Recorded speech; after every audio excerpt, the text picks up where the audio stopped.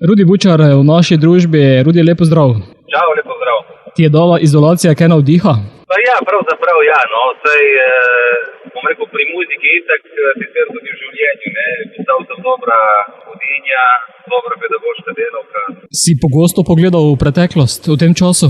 Ma pravzaprav skozi sem nekje med preteklostjo in prihodnostjo. Tudi moram reči tudi, ta kriza me pomaga, da sem postavil v sedanjosti tudi malo, ne. Tako da je naredila tudi marsikaj dobrega.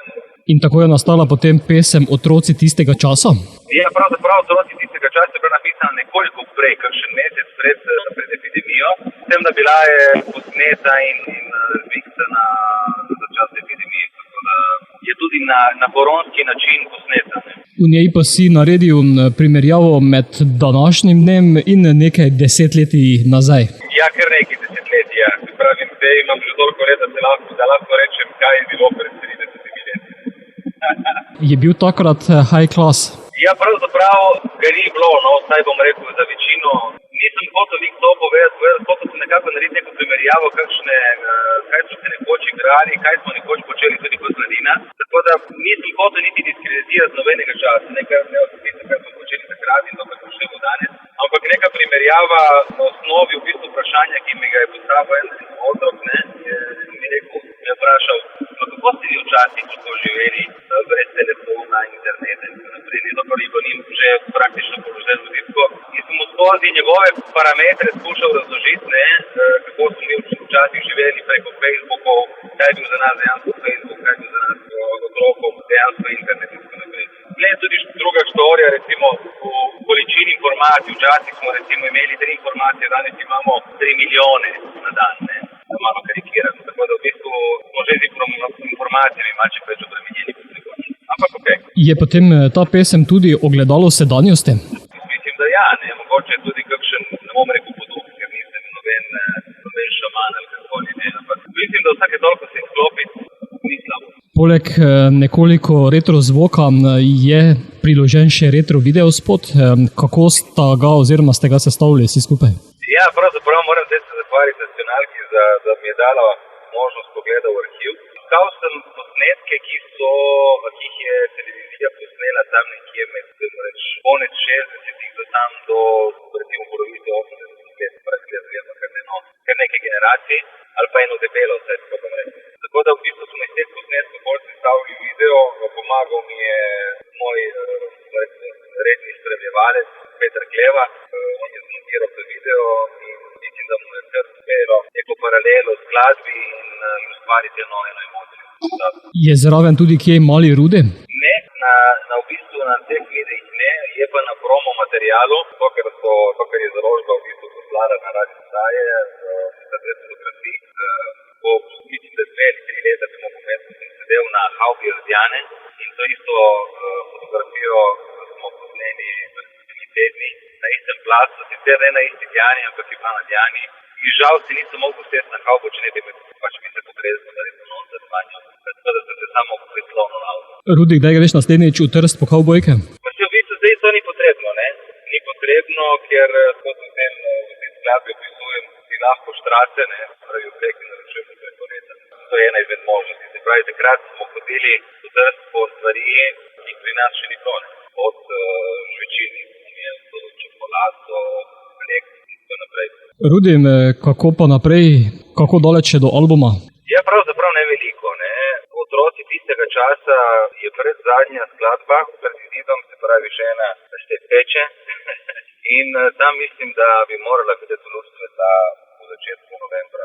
Bova pa sedaj pesem poslala tudi v eter, brez novih kavbojk in čigumijev.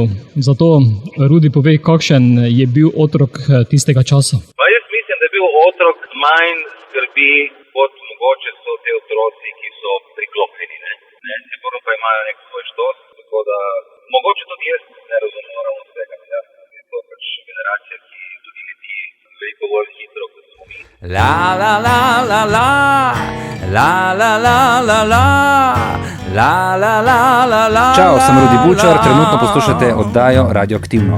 Bili smo otroci tistega časa, ko bili smo vsi enaki in ni bilo high klasa igrali smo čikliste in ščinke. Dol iz Belvederja polagali smo vinke, zdaj pa vsi v ekrane bulimo in soliterja klikamo.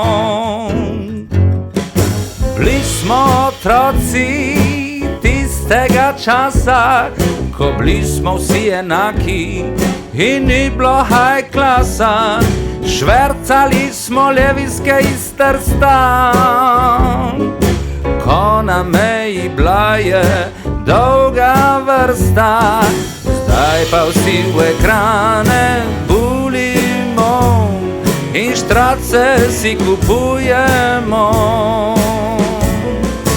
La la la la la, la la la la la, la la la la la la la. Bili smo otroci tistega časa, ko bili smo vsi enaki in ni bilo high klasa. Šli smo v Arigoni v letni kino, na stare jugofilme in močno vino. Zdaj pa vsi v ekrane bulimo in filme si loadamo.